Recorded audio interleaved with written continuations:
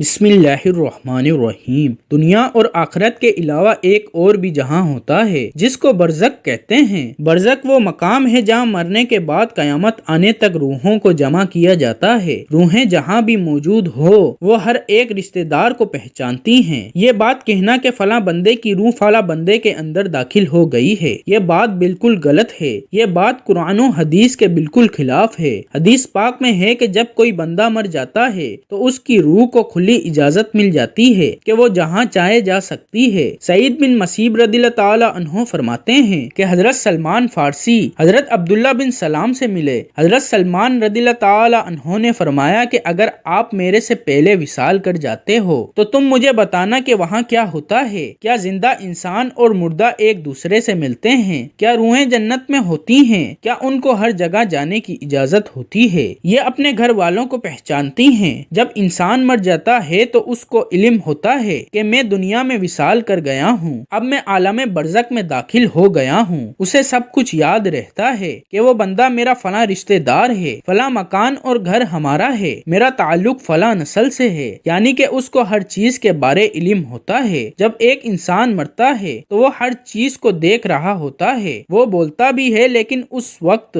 اس کی آواز دنیا والوں کو سنائی نہیں دیتی۔ یہاں تک جب اس کو قبر میں اتارا جاتا ہے تو بھی وہ سب کچھ دیکھ رہا ہوتا ہے اور سن رہا ہوتا ہے۔ اس کو پتا چل رہا ہوتا ہے کہ اب مجھے نہلایا جا رہا ہے، مجھے دفنایا جا رہا ہے۔ جب انسان کی جان نکل جاتی ہے تو اس کو سب کچھ پتا چل جاتا ہے، اب میرا اصل ٹھکانہ یہ دنیا نہیں ہے، اس لیے وہ کہتا ہے کہ مجھے جلدی جلدی قبر میں چھوڑ آؤ۔ مرنے والے کو سب معلوم پڑ جاتا ہے کہ میرے ساتھ آگے کیا ہونے والا ہے، میں جنتی ہوں یا دوزخی ہوں، مجھے قبر میں سکون ملے گا یا مجھے قبر میں عذاب دیا جائے گا۔ مرنے والے کی روح قبض کرتے ہی اس کو سب معلوم پڑ جاتا ہے۔ جو مومن ہوتا ہے وہ کہتا ہے کہ مجھ کو جلدی قبر میں دفن کر دو، اس دنیا سے آخرت اچھی ہے۔ حضرت محمد صلی اللہ علیہ وآلہ وسلم کا فرمان ہے کہ مومن کے لیے یہ دنیا قید خانہ ہے، یہ دنیا کافر کے لیے جنت ہے۔ مومن کے لیے قید خانہ ہے۔ جو بندہ گناہگار ہوتا ہے، جس نے دنیا میں بہت برے کام کیے ہوتے ہیں، جو دوزخی ہوتا ہے، جب اس کی موت ہوتی ہے، جب اس کو قبر میں دفنانے کے لیے لے کر جا رہے ہوتے ہیں تو وہ چیخ چیخ کر پکار رہا ہوتا ہے کہ مجھے قبر کی طرف کیوں لے جا رہے ہو۔ گناہگار شخص اپنی فیملی کو کہتا ہے میں نے ساری زندگی تمہارے لیے دن رات کر کے رزق کمایا ہے، ہر انسان سے جھوٹ سچ بول کر میں نے تمہارے لیے اتنا مال اکٹھا کیا ہے، اب تم مجھے کہاں لے جا رہے ہو، مجھے بند کوٹری میں کیوں ڈال رہے ہو۔ وہ پریشان ہو رہا ہوتا ہے، اپنی زبان سے بہت کچھ کہہ رہا ہوتا ہے لیکن اس کی آواز دنیا والوں کو سنائی نہیں دیتی ہے۔ اس گناہگار کو پتا چل جاتا ہے کہ میں مر گیا ہوں، مجھے قبر میں داخل کر دیا گیا ہے۔ اس کو اپنے سب رشتہ داروں کے بارے علم ہوتا ہے۔ جب کوئی قبر پر آتا ہے تو روح کو سب کچھ پتا ہوتا ہے کہ قبر میں میرا کون سا رشتہ دار آیا ہے۔ اگر وہ قبر اس کے لیے عذاب بنی ہوئی ہے تو وہ ہر آنے والے کو پہچان کر بھی اپنے رشتہ داروں کی طرف دھیان نہیں کرتا ہے کیونکہ اس کو اپنی پڑی ہوتی ہے۔ گناہگار بندے کو یہ دنیا بہت ہی یاد آتی ہے کیونکہ اس کے لیے تو یہ دنیا جنت ہوتی ہے۔ وہ یہ باتیں یاد کرتا ہے کہ میں دنیا میں بہت ہی خوش تھا، میں نے دنیا میں بہت زیادہ عیاشی کی۔ وہ دنیا کی زندگی کو بہت یاد کرتا ہے۔ جو بندہ نیک ہوتا ہے اس کو مرنے کے بعد بہت ہی سکون میسر ہوتا ہے۔ وہ اس دنیا سے آخرت کی زندگی کو زیادہ ترجیح دیتا ہے کیونکہ اس کو وہاں ہر چیز میسر ہوتی ہے۔ نیک بندے کو قبر میں بہت زیادہ خوشی ملتی ہے، اس کو جنتی لباس پہنایا جاتا ہے۔ نیک بندے کو قبر کے اندر طرح طرح کی خوشبوئیں میسر ہوتی ہیں، اس کو دنیا کی نسبت قبر میں زیادہ سکون ملتا ہے۔ نیک بندے کو پتا ہوتا ہے کہ اس کا اصل ٹھکانہ جنت ہی ہے، وہ قبر میں بہت زیادہ خوش ہوتا ہے۔ کچھ نیک لوگوں کو تو قبر میں ایسے سلا دیا جاتا ہے، ان کا ایسے خیال رکھا جاتا ہے جیسے نئی آنے والی دلہن کا خیال رکھا جاتا ہے۔ لہٰذا نیک بندے کو قبر میں بہت زیادہ سکون ملتا ہے، اس کو دنیا کی کوئی پرواہ نہیں ہوتی ہے۔ گناہگار بندے کو دنیا بہت یاد آتی ہے، وہ قبر کی سختیاں جھیل جھیل کر تنگ آ جاتا ہے۔ ان سب باتوں کا نچوڑ ایک ہی ہے کہ جس بندے کے عمل اچھے ہوتے ہیں اس کے لیے یہ دنیا قید خانہ ہوتی ہے، اس کو قبر میں سکون میسر ہوتا ہے۔ جس بندے کے عمل نیک نہیں ہوتے اس کو یہ دنیا اچھی لگتی ہے، قبر میں اس کو بہت ہی سختیاں جھیلنی پڑتی ہے، اس لیے اس کو قبر سے دنیا اچھی لگتی ہے۔ اللہ تعالیٰ نے قرآن پاک میں فرمایا ہے تم اپنے رب سے گڑ گڑا کر اور آہستہ دونوں طریقوں سے دعا کیا کیا کرو، بے شک وہ حد سے بڑھنے والوں کو پسند نہیں کرتا۔ حضرت محمد صلی اللہ علیہ وآلہ وسلم کا ارشاد ہے کہ میت کی نماز جنازہ پڑھنے والے 40 بندے ہوں جو اللہ تعالیٰ کے سوا کسی کو عبادت کے لائق نہ سمجھتے ہوں تو اللہ تعالیٰ اس میت کے حق میں ان سب کی سفارش کو قبول فرما لیتا ہے۔ دوسری روایت میں ہے کہ حضرت محمد صلی اللہ علیہ وآلہ وسلم نے فرمایا ہے کہ مرنے والے کے نماز جنازہ میں 100 بندے شامل ہو جائیں، وہ اس بندے کے لیے اس کی مغفرت کی دعا اللہ تعالیٰ سے مانگیں تو اللہ اس میت کے حق میں ان سب کی دعا کو قبول فرما لیتا ہے۔ امام ابن قیم رحمۃ اللہ علیہ فرماتے ہیں کہ نماز جنازہ کا مقصد میت کے لیے دعا کرنا ہے، مرنے والے کی قبر کے پاس کھڑے ہو کر اس کی مغفرت کے لیے دعا کرنا ہے۔ حضرت عثمان بن عفان رضی اللہ تعالی عنہ فرماتے ہیں کہ حضرت محمد صلی اللہ علیہ وآلہ وسلم مردے کو دفنانے کے بعد اس کی قبر پر کھڑے ہو کر فرماتے تھے کہ اس بھائی کے لیے مغفرت کی دعا کرو کہ اللہ تعالیٰ اس کے لیے قبر کی مشکلات آسان فرما دے، کیونکہ ابھی اس سے سوال کیے جائیں گے۔ اللہ تعالیٰ سے دعا ہے کہ اللہ تعالیٰ ہم سب کو نیک کام کرنے کی توفیق عطا فرمائے،